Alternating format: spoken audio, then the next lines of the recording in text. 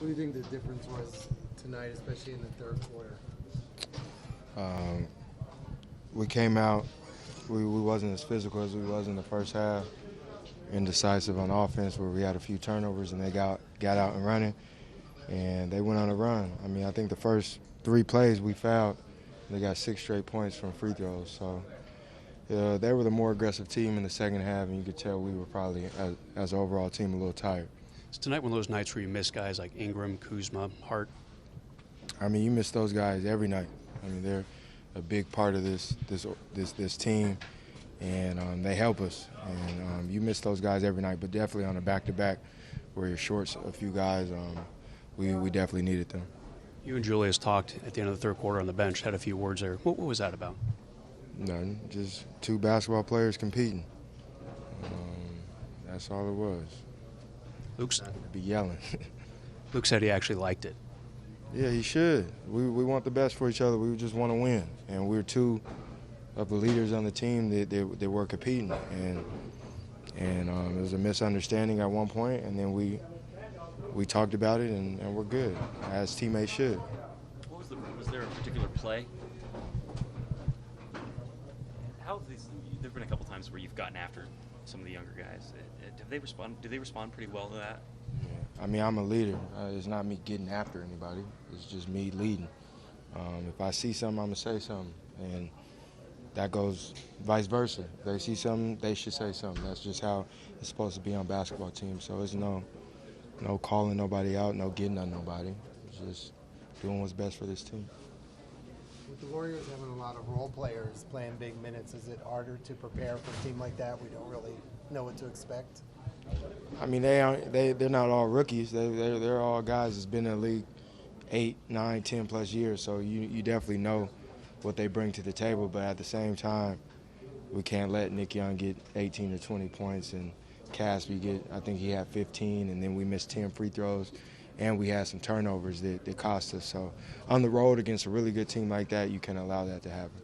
Yeah, and all of Knicks came in the second half, too. Say it again? All of Knicks came in the second half, too. Yeah. I don't understand what you're saying. Nick Young, all of his points came in the second half. Nick Young, yeah. I was like, thanks for pretending you knew.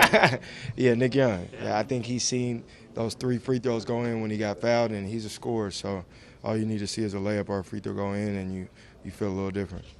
With you as a veteran and all-star, what do you do? How do you work with Lonzo Ball, with him being a rookie? What kind of things do you do to help bring him along? I mean, just teach him to remain confident.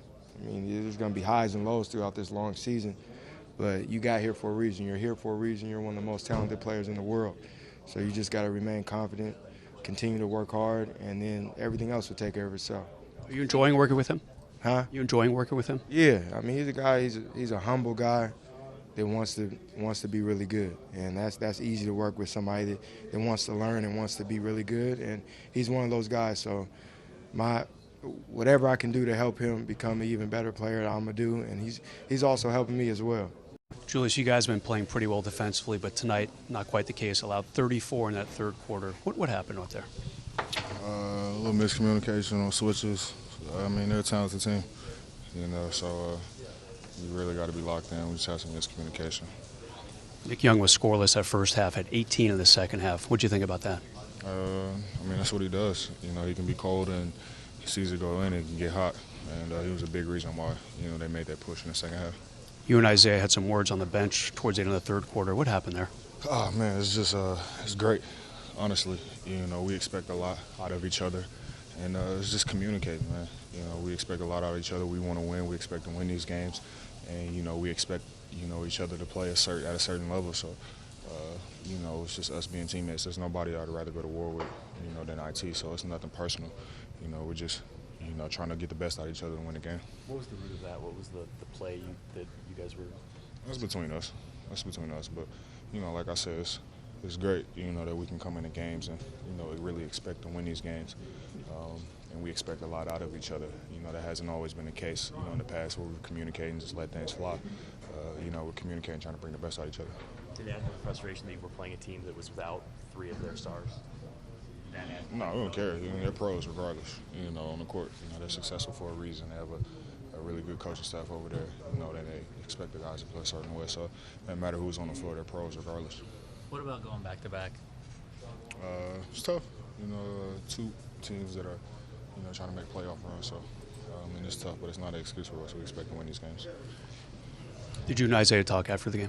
Yeah, man, that's my dude. He came in. He's been great. Since he's came here. So. Like I said, it's nothing personal, man. We're just trying to bring the best out of each other and push each other. What stood out the most to you tonight?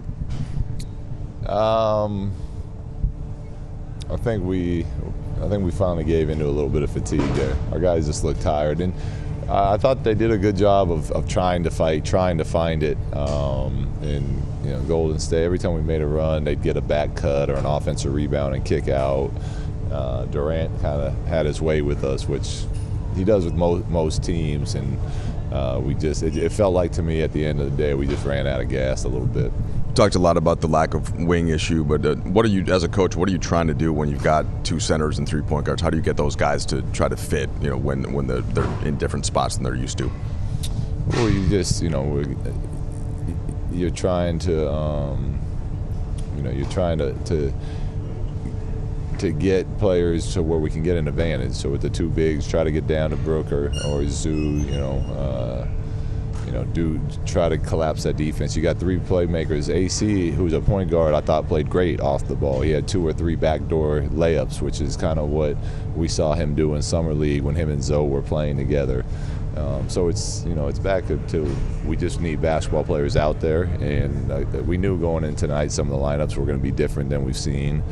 And I thought they gave their appropriate effort. We just didn't have enough. Given any thought yet to Friday about either Ingram or Kuzma, or you'd have to wait and see?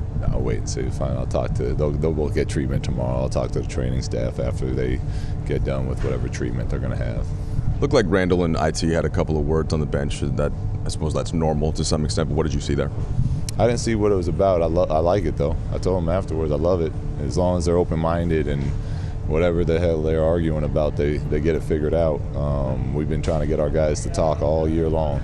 And if it's a heated conversation, that means it's two people that are passionate about something, and we'll take it on our team any day. Did you get a sense of what it was about? No idea.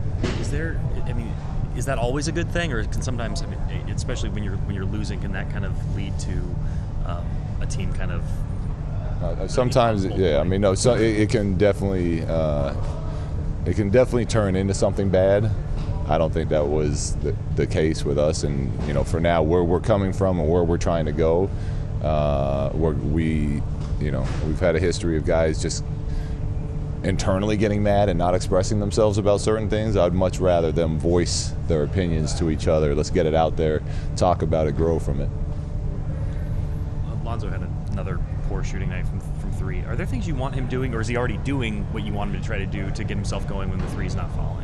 Yeah, he does those things, but yeah, we do. As he continues to grow as a player, he'll develop other parts. I think right now he depends a lot on his 3, but a lot of that is because teams go under on him, and that's the open shot for him. So he'll get more to his game as far as being able to score effectively mid-range around the rim as he continues to grow as a player, but.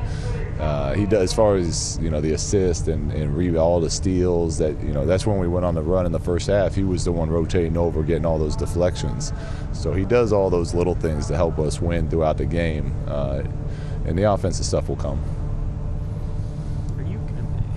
We saw in the last game, it was the first time that a team fouled him intentionally late in the game, and it worked. And then you guys had another steal. Is that something you think you might see more going forward?